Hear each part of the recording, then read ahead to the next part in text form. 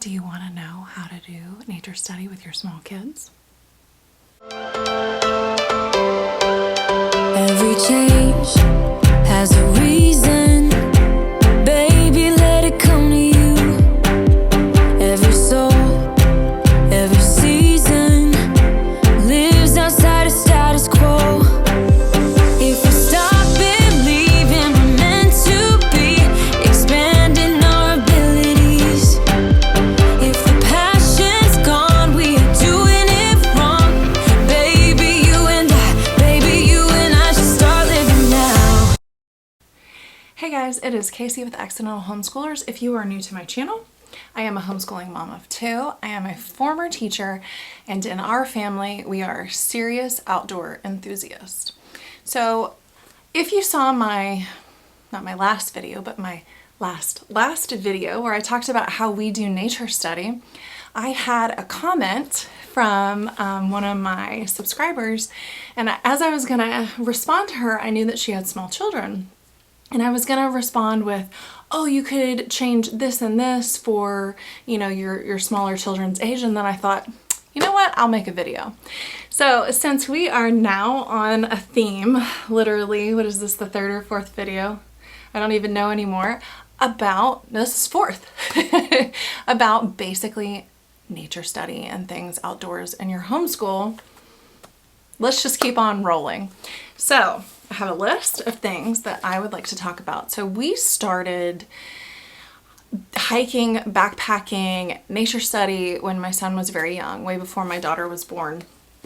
And through a lot of trial and error, we learned some key things that I would like to share with you. I don't want you guys to make the same mistakes. I want you to enjoy nature study as much as we do. Now, in the very beginning, there were a lot of tears. There was a lot of crying. There was a lot of, I don't want to be here. So if you've ever been on a backpacking trip with small children and you're in the mountains and you know how it's like this, up and down and switchbacks, and you're exhausted because you're carrying your stuff and half your son's stuff, and he's crying and won't climb up the mountain, which sounds, I guess sounds bad, but once we made these tweaks, we never had these problems ever again. But imagine, you've probably all been there. You've probably gone on an easy nature hike and your kids are like, it's hot, I don't want to be here, Mom, I'm so tired. Like, everyone's probably heard that. I don't hear that anymore. So I want to share these specific tips that will literally change your outdoor experience with your small children and possibly your older children if you're having these issues. So, number one, good shoes. Do not take your kids out in flip-flops. Do not take them out in sandals. Do not take them out in their favorite sparkly dress shoes. You need good shoes. And what I mean by that is things that are hiking specific. Now, you don't need hiking boots. You don't need things that go above your ankles. Honestly, if you had like a broken ankle or something like that, and you have something specific, or you have like seriously strong ankles, hiking boots that are tall are not going to help you. They're actually going to make you more miserable. So what we started out with my son was Keens. So back when he had a little tiny foot and he was wearing like a 10 or 11, I think it was to 12, we bought little Keens, and I will link them below. I think Merrill makes some. There's probably other brands, but I can tell you specifically that Keens worked very well. I personally do not like Keens. And the reason I don't is because the sole is too thick. So when my foot is having to push like this all day and I'm carrying a load, my foot is having to work overtime because the sole isn't flexible. Now you'll say, well, what about the rocks? And, you know, don't you need that? I don't.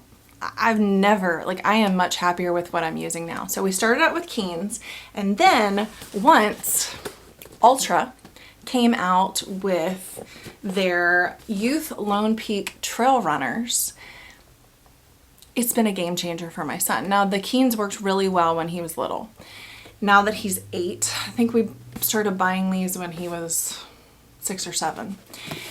Can't remember. But anyway, so they make youth trail runners. Now the cool thing about Altras is their toe box is bigger and they have 0 drop. So in normal tennis shoes, you're actually in the back, you're propped up like this, and it shortens your Achilles. I used to have so much trouble running in regular tennis shoes until I found Altras. I used to have shin splints. I used to be miserable. I couldn't stand it. I needed the extra toe space and I needed 0 drop, which means you're basically walking on a flat surface. Is that not how God intended you to walk? Is that not how He designed you? So yes, they're a little more expensive and you're gonna have to decide for yourself. There are other options. This is all he wears all the time anyway. So these are like his daily shoes. So with these, he's a lot happier. You might be asking, well, are they waterproof? Well, no. We're not like jumping through creeks and things like that. But with better footwear, your kids will stop complaining. You might want, especially like for us when we backpack, for us included, I get a half size or a full size bigger because when you go downhill, what happens to your toes? They jam in the front. So if you've got one that just does fit, then you're constantly jamming your toes as you're going up and down, and that could be a problem. Plus, if you're buying them for your kids, like, don't you buy a half size or a full size bigger? So that is key, really good footwear. Number 2, and you'll have to decide for yourself, but good socks. And what I mean by good socks is wool socks. There's an REI brand that I know of. Smartwool makes socks, and yes, Smartwool socks are expensive. My son only has 2 pairs of good socks, and I keep these in my drawer because in the beginning we'd have one. I'd be like, where's your other sock? I don't know. And we'd never find them. Well, I can't remember how much these are. I'm just gonna say between like $14 and $20, which sounds like a lot. But wool socks, the best thing about wool is that it wicks. It pulls the moisture away from your foot. If you've never heard the phrase cotton kills, cotton socks retain moisture and your foot's just gonna be damp and you're miserable. Plus, with wool, they don't get stinky. So you can kind of, especially backpacking, you can use them for several days. So I would suggest buying wool socks.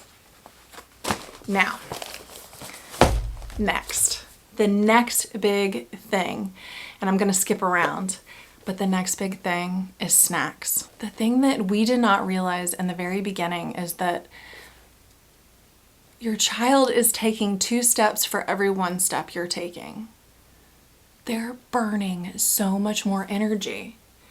And I kept going, why is he whining? Why is he crying? I'm not hungry. They're hungry. They're uncomfortable. They need more food. So what we usually do, and now that he carries a backpack, I have him carry them so that I can access them and hand them to him. If I have them, then it's kind of a pain. But snacks. Gummy bears. And you're probably going, I don't give my kids all this sugar. They need the sugar and they need the carbs to keep going. Gummy bears, peanut butter crackers, trail mix, things that kind of like keep their interest and it's fun. And you know, here that you don't want them to think of nature study as I'm walking, I'm working, I'm working out, it's so hot. You don't want them to think that. You want them to have fun while they're doing it. What else have we used? Cheez-Its, you could do M&Ms, you could do candy, whatever kind of works for you. Plus, when we go backpacking, I always get these Stinger gels because it gives him quick energy, especially when I know that he's extra tired. I also use these too. But these are very helpful. And you know, if you're going somewhere, if you're at Academy or Dick's Sporting Goods, they usually have stuff like this. It might be a different brand. I think Gatorade makes some, but grab a few. They're not expensive and you might be glad you had some. So definitely snacks. Another thing, clothing. So in the beginning, we just use cotton clothing. He had cotton socks. He was always miserable. So the key is to keep your kid comfortable. If it's hot, and usually you're out hiking when the weather is really nice, not when it's like freezing cold, think about layers that wick. So these shorts, honestly, I got these at Target. It's the All in Motion brand from Target. And these wick great. He wears shorts. I bought pants like this. Like Target in the boys and the girls section has like workout clothes for your kids, and they're made out of wicking material, and they weren't expensive. He's only got like 2 outfits, and that's all that we need. Plus they make like dry fit kind of shirts. He has long sleeve, things like that. So also, if it is cold, having a base layer that wicks is very beneficial. And then if it's cold, dress them in layers so they can take the layers off so that they get comfortable. But with wicking material, it's pulling that moisture away so they're not uncomfortable. Plus, it's keeping them cooler. So those are a few tips that I can give you on just things they're wearing and things they're putting in their body. Oh, also water. Water is very important. For my son, we put electrolytes in his water. You could do Gatorade, those little Nuun, N-U-U-N. I'll link those below too so you can find them. They have them everywhere, and they're just easy, and they're like effervescent tablets you throw in the water, adds electrolytes, a little flavor. There's all kinds of things that you could use. Gatorade powder. It helps, especially if it's hot and you're in places where you sweat a lot, like say in the South where it's just so humid, or even in dry climates where you don't realize that you're sweating and that you're dehydrated. So that is very important. Next, one of the best things that we did when he was little, because, you know, they want to pick up everything, is that he picked up, like, very first thing, picked up a big stick. And he was going to use it, you know, as his hiking stick, like a long stick that was sturdy. And it was fun for him because he could use it to, like, yeah, he's swinging it around. Of course, he hit himself in the face. But for the fun of it, what I did is I got duct tape. This is not duct tape. I actually couldn't find any duct tape. This is painter's tape because we have a lot of it because we're about to move.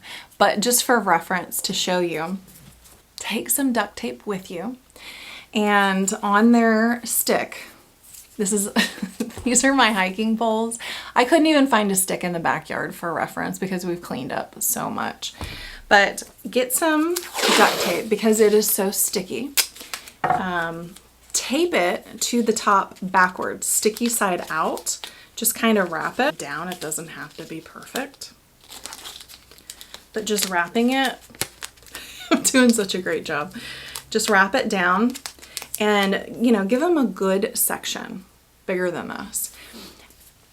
And anything they pick up, they stick to their stick, and it's at the top, so they're not sticking their hand in it. Leaves, feathers, little pebbles, acorns, you know, they pick up everything. That way they have this collection, and it's making it really fun. Take the stick home, or you could make them leave it, whatever works for you. Honestly, we used to take the stick home and he'd play with it for like 2 days, and then he'd discard it, and then I would get rid of it. But he would talk about, like, you know, this is what I did and this is what I loved. So duct tape and a walking stick. As he got older, we did get him his own trekking poles. We bought the ones like these for him that telescope and you can adjust. That way they could grow with him and he could always have them, because trekking poles are a little expensive. And yes, you need both. I see people all the time with one. No, you want both. It's almost like another set of legs, kind of like being a goat, especially if you're carrying a load. And it's just, in the beginning, I thought they were stupid. I'm like, these people, why are they using trekking poles? That's not that hard. Trust me, when you start using them, they will change your life. We use them all the time, even when we're not carrying loads, even on semi-flat surfaces, because it provides more stability. If you're going down, you're using that to help slow you down and keep you balanced, or you're helping pull yourself up, it helps a lot. So you might want some of these, or if your kids are a little older, my son is 8. I think we got him trekking poles at like 6 or 7. It took him a little while because it was like, you know, it's like he was a spider now and he had extra legs and he didn't know what to do with them. We would sing songs. I would get him to sing a song with me, or I would start to sing, and we would just sing songs because it was fun. And everyone knows you have little kids and they're not going to think you're weird. Another thing, a scavenger hunt, kind of like I Spy. You could either make one, you could download one off the internet, or you could just play I Spy. Like, you know, I spy something brown and it's on the ground and there's lots of them. Oh, it's a leaf, and they could collect it. So anything to kind of keep them interested.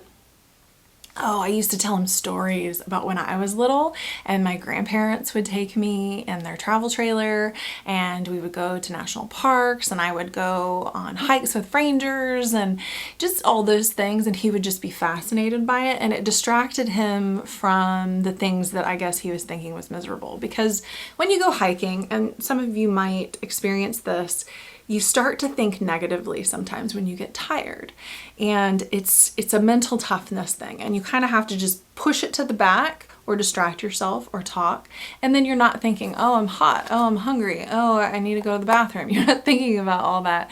You're actually enjoying it. So stories used to help. Another thing, if your kids are small, and I see this all the time when we go out, don't make them carry a backpack. It's just one extra thing that's going to make them miserable. When they're little, they don't need to carry a load. They don't need to carry a lot. Just let them be free. Let them collect sticks and, you know, walk around. Now, when we started backpacking, he didn't carry anything. But when he was, I think he was 6, we got him a very small pack. One that actually fit his body. Now, you can't carry a whole lot in this, but he could take a few things. Like, actually he carried his air mattress because it was light, but it was, you know, bulky and round, and it just took up a lot of space in our packs. And that way I had more space for heavier things like the food and water and things like that. So it was helpful once he got to that point. We also trained with it when he got older.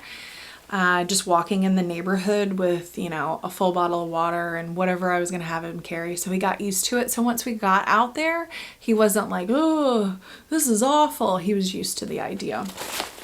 So if they're very little, they don't need to carry anything. Even if they insist upon it, they're going to make it like 100 feet and then want you to carry it. So don't do that. Later on, after we moved from the smaller backpack, I can't reach it. Ugh. We got him his own actual like backpacking pack.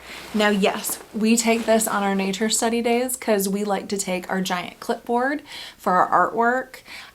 It's just cumbersome things, and he's not carrying a lot, but he's able to help me out because I have a baby now, and she has a specific carrying pack, and I'm down the ability to carry more. So he's now at an age where he can help. This is REI's Tarn 40, so it's a 40 liter. It's the first youth pack that they have. I think Osprey makes them too, but when we went to REI, they only had the REI brand. So this was specific for his age. I think there's 2 different ones, but this also adjusts to his height so that it can grow with him. So we went with that for an investment. So I mentioned letting them collect things on their duct tape, on their walking stick that they picked out. If you have boys, you know sticks are life, and they need every single stick they can see, everything that they can carry. You know, they're picking up rocks, they're picking up leaves. It's treasure. I need it forever. This acorn, I need it, you know. So I let him pick up anything he wanted. He had pockets in his shorts, so he can only carry a certain amount. Yes, I did end up, when he was little, carrying a lot of stuff. I would get like gallon-sized Ziploc bags, and I'd say, you know, whatever fits in here, but or you could do it with quart size. Once this is full, you can't pick up anymore. For once your pockets are full, you can't get any more. And yes, we would take it home and he would discard it, and a couple days later I could get rid of it. But those are the things that are very important to them when they're little, all their treasures. So I would let him get collections. He now has rock collections from everywhere we go. So he's got jars, which I would show you, but they're packed away now since we're about to move. But you know, he's got collections, and you can see the layers through, you know, these glass jars of, you know, where we've been. Oh, I remember that rock. I got that, you know, and he can still tell me where he got them. But it's really important. I will say, when he was 4, when we started this, he had on basketball shorts that were like very stretchy. And of course he's got pockets. Did you know pockets are stretchy too? One time I looked back because he was really far behind me, and I was like, what are you doing? And I looked back, and the pockets of his shorts on both sides were hanging below, just full of rocks, and they were just like hitting him in the leg, both sides. It was so funny. But, you know, that's when I was like, okay, we have to unload. Like, you can't carry that much. And it was the funniest thing, and I will never forget it. It's a wonderful memory I had. So then we had to adjust from there. Like, okay, if your pockets are hanging below the bottom of your shorts, like, you can't have that many rocks. So that was funny. Another good thing is let them be the leader. Let them go up front. My husband originally, love him to death, but he would lead and not really think about in the beginning how fast he was going. And I would have my son in the middle, and I would be behind making sure that nothing happened to him and keep him going. But we learned that he had to set the pace. So we let him be the leader, and he thought, wow, like, I'm the line leader, I'm super important. And that worked out really well for a long time. Now he's old enough. He leads the way for me and my infant daughter. Sometimes he's in the middle. It's just whatever works. But let him be the leader and make a big deal about it. Oh, do you want to be the leader? So that worked out really well. Oh, another thing, let them do bark rubbings. Take some paper, take a crayon, peel the paper off, put it on the tree, and do a rubbing of the bark. And that's a lot of fun, especially maybe at lunch or when they get really whiny. Maybe you should stop and do that. You could also do leaf rubbings. You could, if there's big rocks, you could, do a rubbing on a rock. That's something easy to do. Distract them and, maybe take a break. It might be a good mental break for you too. But there are a lot of ways to make it fun. But definitely the first few things I mentioned, trust me, will change your hiking, will change your nature study, will make life a lot more fun for you. For them, yes, very important. But for you, I feel like it's twice as important. So if you have any comments or anything that you do to help your kids have a good time on hiking or nature, your little kids, I guess plus your big kids too, because these things kind of apply, leave them below, because there's probably things I haven't thought about. There's things other people haven't thought about. So comment below. It always adds to the conversation, and I always love reading you guys' comments. It is wonderful. So please hit the like button. If you are not already subscribed, you should be. Also hit the bell so that you get notifications when I upload a video. And I hope this video helped you. I hope you learned a lot, and I'll see you in the next one. Bye. Every change has a reason.